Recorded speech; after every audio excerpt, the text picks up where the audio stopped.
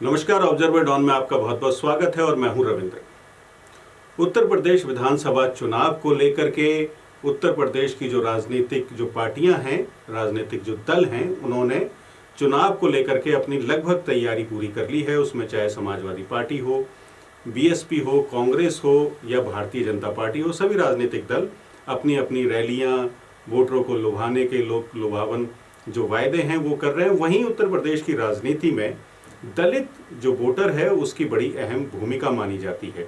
माना यह भी जाता है कि उत्तर प्रदेश में जो दलित वोटर है वही जो उत्तर प्रदेश की राजनीति है उसका रास्ता वो तय करते हैं।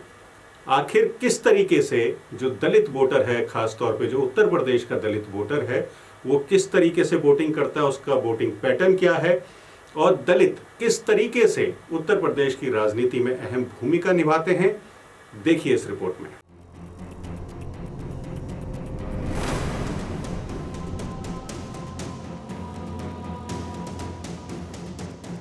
राजनीति में हमेशा से नारों का अपना महत्व रहा है।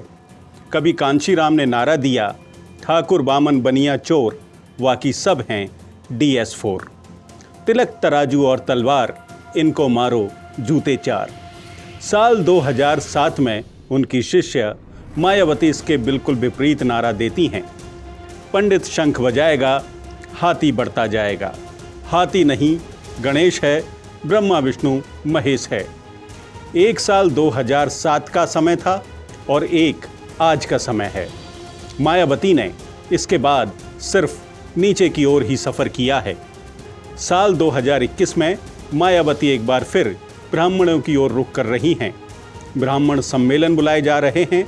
सतीश मिश्रा ने एक बार फिर से मोर्चा संभाल लिया है।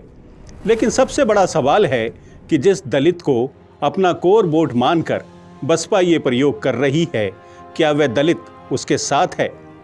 यूपी में दलितों की राजनीति किस तरीके से बदल रही है और उसका प्रभाव अगले चुनाव में कैसा होने वाला है, हम आपको बताने जा रहे हैं।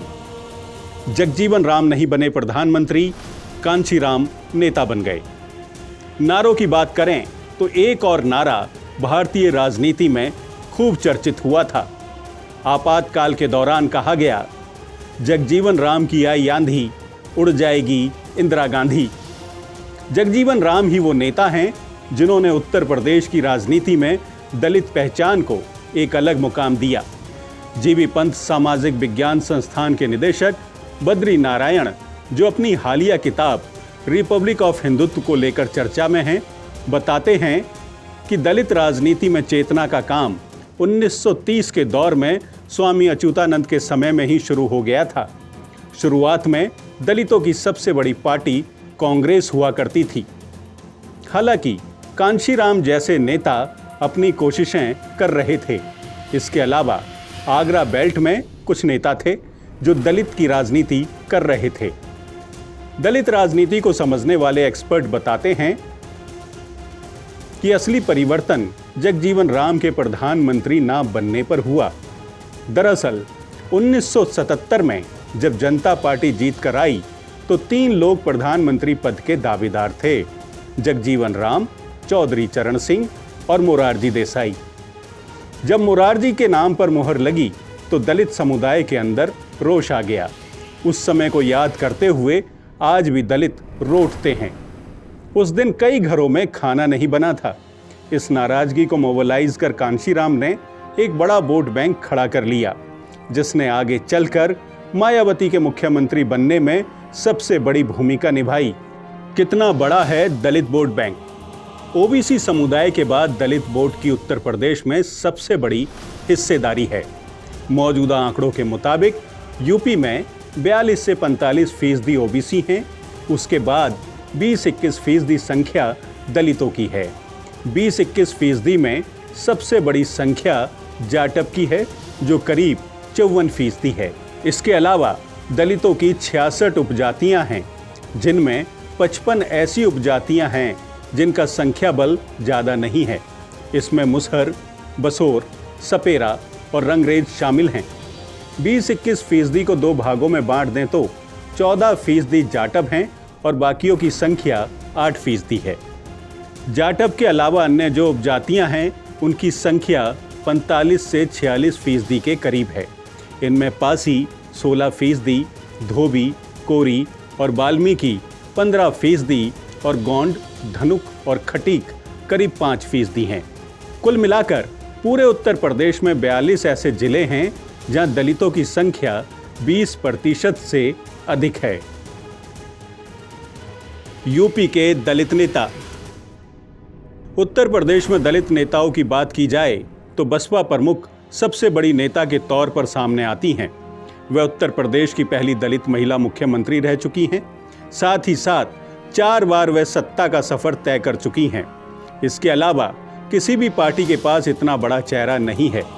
भारतीय जनता पार्टी के पास सुरेश पासी, रमापति शास्त्री, गुलाबो देवी और कौशल किशोर जैसे नेता हैं। इसके अलावा विनोद सोनकर हैं जो भाजपा अनुसूचित जाति मोर्चा के अध्यक्ष हैं। कांग्रेस के पास आलोक प्रसाद और पीएल पुनिया जैसे नेता हैं। वहीं चंद्रशेखर आजाद भी कुछ समय पहले से काफी चर्चा में आए हैं। किसे वोट करते हैं दलित? उत्तर प्रदेश में सबसे बड़ा प्रयोग साल 2007 में मायावती ने किया।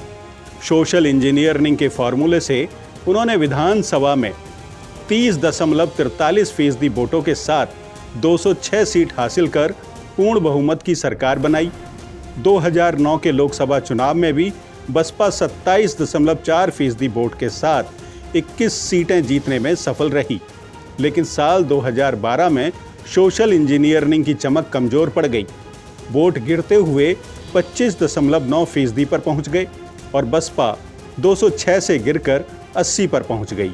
सबसे बड़ा झटका 2014 के लोकसभा चुनावों में लगा, जब बसपा को सिर्फ 20% वोट मिले और खाता भी नहीं खुला। 2017 में 23% वोट के साथ बसपा को सिर्फ 19 सीटें मिली, जिनमें बागपत के बाद अब सिर्फ 7 विधायक बचे हैं।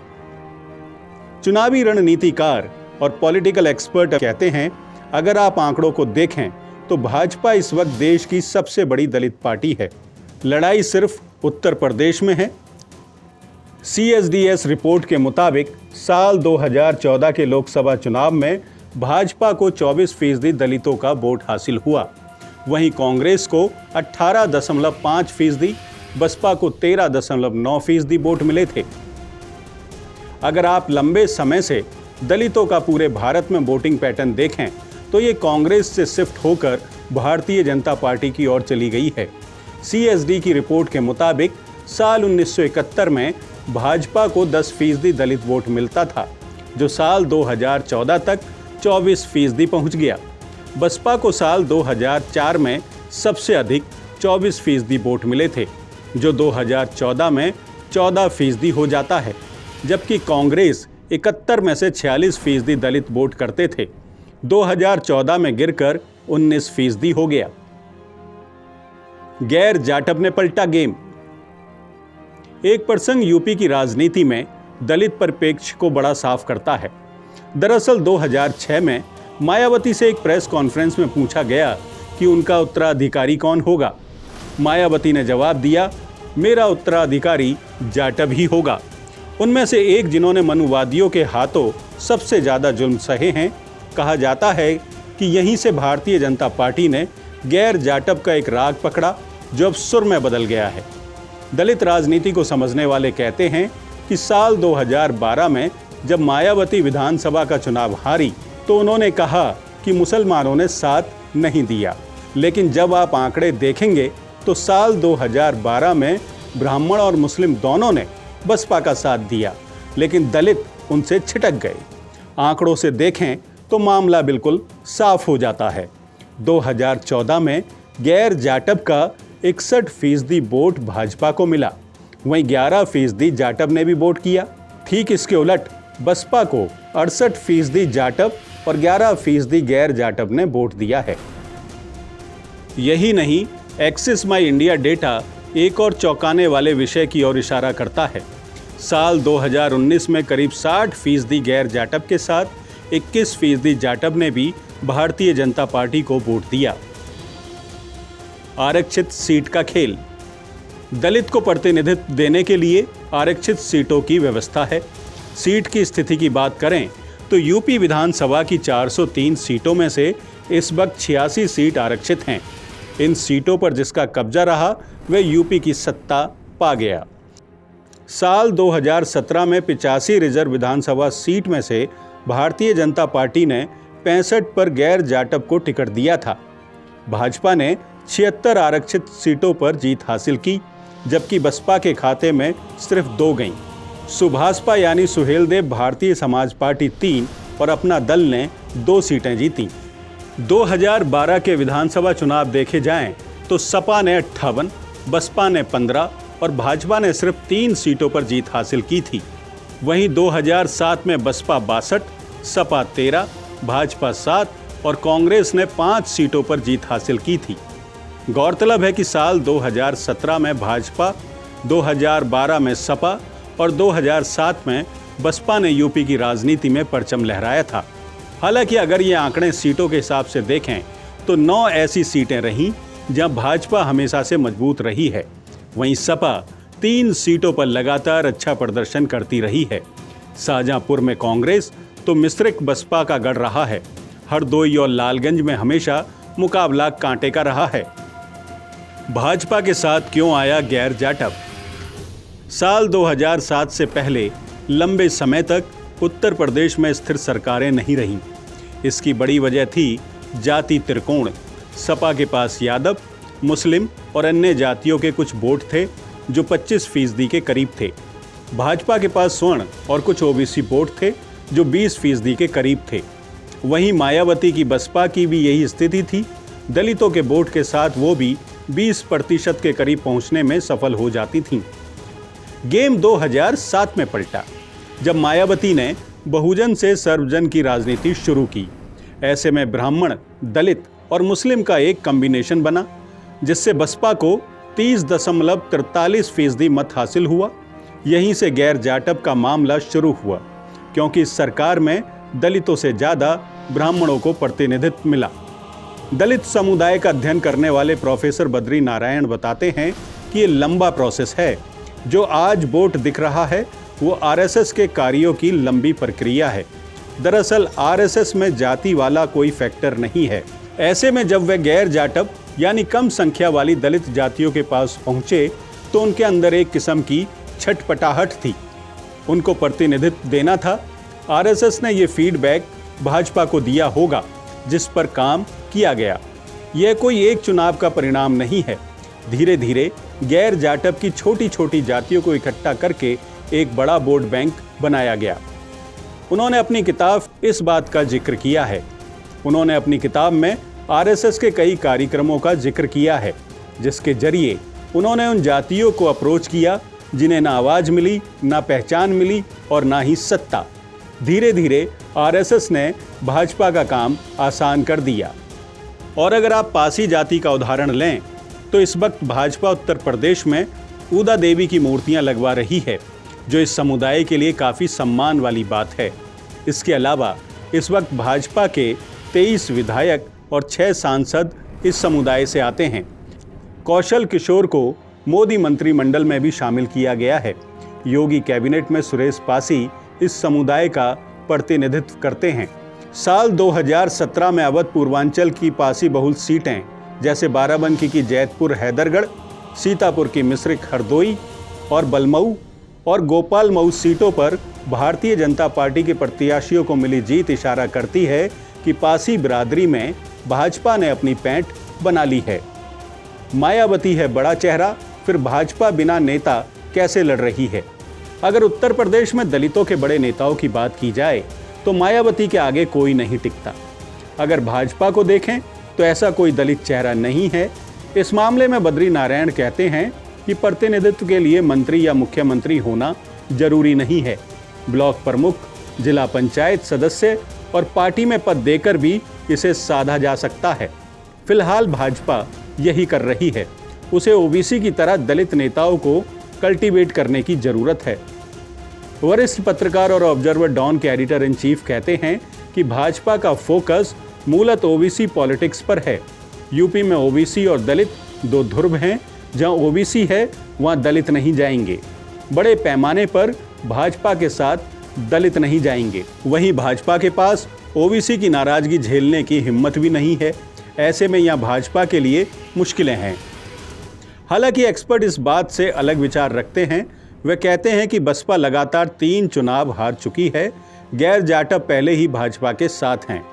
डाटा भी देखें तो जाटव का झुकाव भाजपा की ओर दिखता है। अगर चुनाव दो तरफा होता है यानी भाजपा बनाम सपा, तो जाटव भी भाजपा की ओर जा सकते हैं, क्योंकि कोई भी समुदाय पावर चाहता है। जाटव को ये उम्मीद मायावती के साथ नहीं दिख रही है। वहीं यूपी में ओबीसी खासकर यादव बनाम दलित का नैरेटिव रहा है। ऐसे में वे भाजपा में अपनी जगह तलाश सकते हैं। हालांकि चुनाव के बाद ही पता चलेगा क्या चंद्रशेखर आजाद बनेंगे मायावती के विकल्प या होगी बसपा की वापसी। इस वक्त दलित राजनीति में मायावती के अलावा चंद्रशेखर आजाद की भी पार्टी दिख रही है। आजाद की पहचान एग्रेसिव राजनीति की रही है। राजनीति को समझने वालों का कहना है कि चेहरा होना और चुनाव में परफॉर्मेंस करना दोनों अलग चीजें हैं। आजाद के पास कोई नैरेटिव नहीं है। उन्हें पता ही नहीं है कि वो क्या कर रहे हैं। अगर कांशीराम को देखें तो मंच से पहले कई जातियों के नाम लेते थे, फिर भाई का संबोधन करते थे। उनके पास एक नैरेटिव था। आजाद के पास सिर्फ जाटव राजनीति ही दिखती है। फिलहाल वे एनजीओ जैसा काम कर रहे हैं, इससे कुछ खास फायदा होता नहीं दिख रहा है। वहीं एक्सपर्ट ये भी कहते हैं कि आजाद के पास पोटेंशियल है, लेकिन उन्हें अभी बहुजन का पूरा समर्थन हासिल नहीं है। ना ही वे कुछ ऐसा नैरेटिव बनाते दिख रहे हैं जो चुनाव को पलट सके। अगर वे 3% भी मत हासिल करते हैं तो बड़ी बात होगी। मायावती की वापसी को लेकर एक्सपर्ट कहते हैं कि ब्राह्मण सम्मेलन करने से वोट तो नहीं मिल जाएगा। भले ही ये कहा जा रहा है कि ब्राह्मण भाजपा से नाराज है, लेकिन अभी उन्हें कोई विकल्प नहीं दिख रहा है। वहीं मायावती का भाजपा के बी टीम वाला प्रोजेक्शन भी उनको नुकसान पहुंचा रहा है। बहरहाल मायावती एक बार ब्राह्मण का प्रयोग कर चुकी हैं, फिर सम्मेलन कर रही हैं, लेकिन इससे ब्राह्मण वोट उन्हें नहीं मिल जाएगा। भाजपा सरकार से ब्राह्मण नाराज हैं। ऐसे में ब्राह्मण कहां जाएगा? नाराजगी में कई बार समुदाय बदले की भावना से भी रिएक्ट करता है। अगर ब्राह्मण देखेगा कि कहीं राजपूत कैंडिडेट खड़ा है और उसकी लड़ाई समाजवादी पार्टी से है, तो वह ब्राह्मण सपा के साथ चला जाएगा। वहीं जहां बसपा से टक्कर होगी वहां बसपा को फायदा मिलेगा। जहां कांग्रेस से सीधी टक्कर होगी वहां कांग्रेस के साथ जाएगा। अब देखना ये दिलचस्प होगा कि आने वाला उत्तर प्रदेश विधानसभा चुनाव 2022 में दलित बसपा को वोट करता है या नहीं। और देखना ये भी दिलचस्प होगा कि उत्तर प्रदेश में 2022 में किस पार्टी की सरकार सत्ता पर कब्जा जमाती है। Bureau report, observer Dawn. Uttar Pradesh में 2007 में सुश्री मायावती ने सबसे बड़ा सोशल इंजीनियरिंग का प्रयोग किया था। 2007 में विधानसभा में 30.43% वोटों के साथ मायावती ने सरकार बनाई थी और 206 सीटें हासिल की थी। ये एक ऐसा एक्सपेरिमेंट था जिसमें बीएसपी को ना सिर्फ जाटवों का साथ मिला बल्कि और दूसरी जातियों का भी मिला, जिसमें ब्राह्मण प्रमुखता से शामिल थे। माना यह भी जाता है कि 2007 में जब 2007 की अगर बात होती है और बीएसपी की सरकार की बात होती है तो 206 सीटें जीतकर आने वाली पार्टी 2017 तक धीरे धीरे अपने जो वोट जो परसेंटेज है उससे लगातार गिरती चली गई। और 2017 में जो बीएसपी का जो एक बड़ा जो वोट बैंक था जिसमें ब्राह्मण शामिल था, जिसमें जो जाटव था, वो धीरे से बीजेपी की तरफ शिफ्ट हो गया और 2017 में योगी आदित्यनाथ जी ने सरकार बनाई। बड़ा दिलचस्प है 2022 का ये चुनाव, क्योंकि एक बार फिर से जो सुश्री मायावती हैं वो एक बार फिर से ब्राह्मणों को रिझाने की कोशिश कर रही हैं और नारा भी दे रही हैं कि ब्राह्मण शंख बजाएगा, हाथी बढ़ता जाएगा। इस नारे का कितना असर यूपी की राजनीति में होता है देखना दिलचस्प होगा। फिलहाल इस वीडियो में दीजिए इजाजत। ऐसे ही राजनीतिक वीडियो देखने के लिए आप ऑब्जर्वर डॉन को लाइक और सब्सक्राइब करते रहिए। धन्यवाद।